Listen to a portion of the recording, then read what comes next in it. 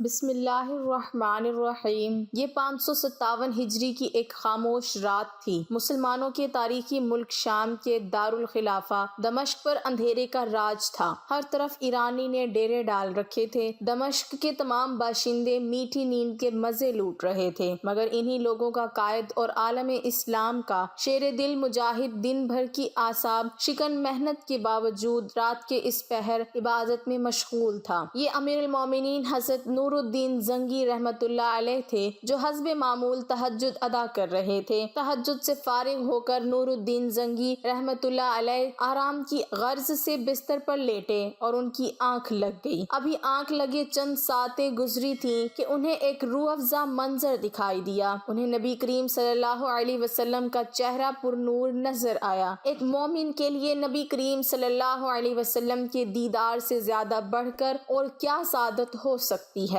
اور یہی اعزاز نور الدین زنگی رحمۃ اللہ علیہ کو اس رات حاصل ہوا۔ لیکن اچانک نور الدین کو رسول اللہ صلی اللہ علیہ وسلم کے ساتھ دو اور چہرے دکھائی دیے۔ یہ دو عمر رسیدہ افراد کی صورتیں تھیں، جو اسلامی لباس میں ملبوس تھے، اور ان کے چہروں پر داڑھیاں بھی تھیں، مگر ان کی شکلیں مکروہ تھیں، اور ان کے چہرے پر نور کی بجائے تاریکی اور بے رونقی چھائی ہوئی تھی۔ سلطان نور الدین ابھی ان دونوں آدمیوں کو دیکھ ہی رہے تھے کہ سرور کائنات رسول اللہ صلی اللہ علیہ وسلم کے الفاظ سلطان کی سماعتوں سے ٹکرائے۔ ان کے شر سے ہماری حفاظت کا انتظام کرو۔ خواب نبی کریم صلی اللہ علیہ وسلم کی اس ہدایت پر ختم ہو گیا، اور سلطان کی بھی اچانک آنکھ کھل گئی۔ انہیں کچھ سمجھ نہ آیا، لہٰذا انہوں نے فوراً وضو کیا اور 2 رکعت نفل ادا کیے۔ نماز پڑھتے ہی وہ دوبارہ بستر پر لیٹے۔ نیند میں پھر آدھا پہنچا اور وہی خواب دوبارہ دکھائی دیا۔ اسی انداز میں رسول کریم صلی اللہ علیہ وسلم کی زیارت ہوئی، اور پھر وہی 2 مکروہ صورتیں دکھائی دیں۔ پھر نبی کریم صلی اللہ علیہ وسلم کے الفاظ سنائی دیے، ان کے شر سے ہماری حفاظت کا انتظام کرو۔ سلطان زنگی پھر بیدار ہو گئے۔ خواب کا منظر ان کی آنکھوں میں گردش کرنے لگا۔ انہوں نے دوبارہ وضو کر کے نوافل ادا کیے، اور پھر نیند نے تیسری مرتبہ انہیں اپنی آغوش میں لے لیا۔ خواب میں پھر وہی مناظر دکھائی دیے۔ سلطان اس بار بھی یکایک بیدار ہو گئے،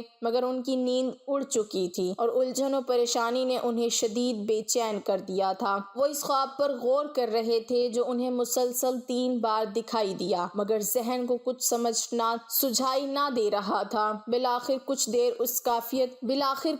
اس کیفیت میں مبتلا رہنے کے بعد سلطان نے اپنے مشیر خاص اور وزیر باتدبیر جمال الدین مسیر رحمۃ اللہ علیہ کو طلب فرمایا۔ حکم ملتے ہیں جمال الدین موصلی جب سلطان کی خدمت میں حاضر ہوئے تو انہوں نے سلطان زنگی کو بہت بے چین اور پریشان حال پایا۔ چنانچہ فوراً ادب سے پوچھا، آپ نے مجھے یاد فرمایا، خیریت تو ہے؟ جواب میں سلطان نے اپنا خواب جمال الدین موصلی کو سنا دیا۔ خواب سن کر جمال الدین موصلی گہری فکر میں ڈوب گئے۔ کچھ سوچنے کے بعد انہوں نے کہا، لگتا ہے کہ مدینے میں کوئی اہم واقعہ پیش آنے والا ہے۔ آپ کو اپنا خواب پوشیدہ رکھنا چاہیے اور فوراً مدینہ روانہ ہونا چاہیے۔ سلطان زنگی نے جمال الدین موصلی رحمۃ اللہ علیہ کی اس بات سے اتفاق کیا اور مدینہ روانگی کے لیے تیاری کا حکم دے دیا تھا۔ رات کا آخری پہر ڈھل رہا تھا۔ اللہ اکبر اور دمشق کی فضائیں اس وقت فجر کی اذان سے گونج رہی تھیں۔ سلطان اپنی خوابگاہ سے نکلے، جمال الدین کے ساتھ فجر کی نماز ادا کی، اور سورج طلوع ہونے سے پہلے ہی مدینہ منورہ کی جانب روانہ ہو گئے۔ اس سفر میں جمال الدین موصلی سمیت 20 دیگر افراد بھی سلطان زنگی کے ہمراہ تھے۔ تمام افراد تیز رفتار گھوڑوں پر سوار تھے۔ دمشق مدینہ منورہ کا درمیانی فاصلہ خاصاً طویل تھا، لہٰذا نہایت تیز رفتاری سے سفر کرنے کے باوجود سلطان زنگی اپنے ہمراہیوں کے ساتھ 16 دن بعد مدینہ منورہ پہنچے۔ شہر کے بعد سلطان زنگی نے غسل کیا۔ اس 16 دن کی تھکا دینے والے سفر میں سلطان زنگی ہر وقت پریشان رہے۔ خواب کے مناظر ایک لمحے کے لیے بھی ان کی نظر سے اوجھل نہ ہونے پائے تھے۔ اس دوران انہیں یہ سوال بھی ستاتا رہا کہ وہ مکروہ چہرے کن لوگوں کے تھے، اور وہ ہادی عالم صلی اللہ علیہ وسلم کو کیسے نقصان پہنچانے کی کوشش کر رہے ہیں۔ مدینے کے حاکم نے شہر میں داخلے کے وقت سلطان کا استقبال کیا۔ سلطان اس کے ہمراہ فوراً روضہ رسول صلی اللہ علیہ وسلم پر پہنچے، وہاں نماز پڑھی اور مدینے کے حاکم کو اپنی آمد کا مقصد بتایا۔ حاکم سلطان کو یقین دلایا کہ وہ 2 بدصورت بوڑھے جہاں مدینہ میں موجود ہوئے تو ہم ہم انہیں ڈھونڈ نکالیں گے۔ اس کی تدبیر یہ ہوگی کہ ہم یہ اعلان کریں گے کہ امیر المومنین دمشق سے مدینہ تشریف لائے ہیں۔ ان کے آنے کا مقصد روضہ رسول صلی اللہ علیہ وسلم کی زیارت کرنا ہے۔ ان کی جانب سے تمام اہلیان مدینہ کے لیے ایک شاندار دعوت کا اہتمام کیا گیا ہے۔ دعوت میں ہر عام و خاص کی شرکت لازم ہے۔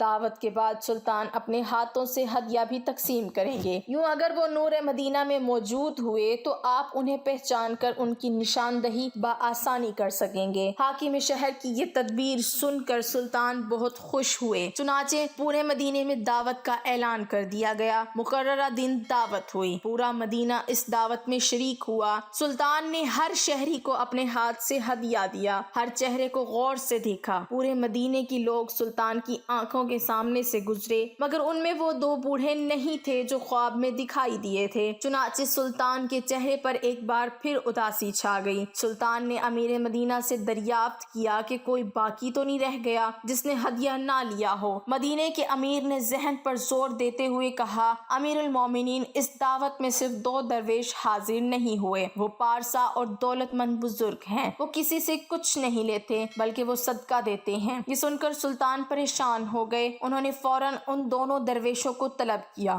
وہ دونوں آ گئے۔ سلطان نے جب نظر اٹھا کر دیکھا وہ وہی بوڑھے تھے جن کی جانب خواب میں اشارہ کیا گیا تھا۔ سلطان نے ان سے پوچھا کہ تم کہاں سے آئے ہو؟ تو وہ کہنے لگے، ہم دیار مغرب سے حج کرنے آئے تھے۔ سلطان نے انہیں گھورتے ہوئے پوچھا، سچ سچ بتاؤ۔ تو دونوں نے پھر وہی جواب دیا۔ تو سلطان نے حاکم مدینہ سے پوچھا، یہ دونوں کہاں ٹھہرے ہوئے ہیں؟ یہ دونوں بڑے سخی اور عابد بزرگ مشہور تھے۔ ہر صبح جنت البقیع کی زیارت کو جاتے تھے، روضہ اقدس پر سلام عرض کرتے تھے۔ سلطان جب ان کی رہائش گاہ پر پہنچے اور جائزہ لیا تو وہاں بہت سامان، قرآن مجید کے چند نسخے اور چند نصیحت کی کتابیں پڑی تھیں۔ ایک چٹائی بھی موجود تھی۔ سلطان چٹائی کی جانب بڑھے تو ان دونوں بوڑھوں کا رنگ اڑ گیا۔ سلطان نے چٹائی اٹھائی تو سب یہ دیکھ کر حیران ہو گئے کہ چٹائی کے نیچے سرنگ کھدی ہوئی ہے۔ یہ سرنگ روضہ رسول صلی اللہ علیہ وسلم تک جا رہی تھی۔ ان دونوں بوڑھوں کو فوراً گرفتار کر لیا گیا۔ دونوں نے جو درویشی کا نقاب اوڑھ رکھا تھا اب وہ اتر چکا تھا۔ تھوڑی سی مار کے بعد ان دونوں نے اقرار کر لیا کہ وہ عیسائی جاسوس ہے اور انہیں ایک سازش کے تحت عیسائی حکمرانوں نے یہاں بھیجا تھا۔ منصوبہ یہ تھا کہ ان کے ذریعے روضہ رسول صلی اللہ علیہ وسلم تک ایک سرنگ کھدوا کر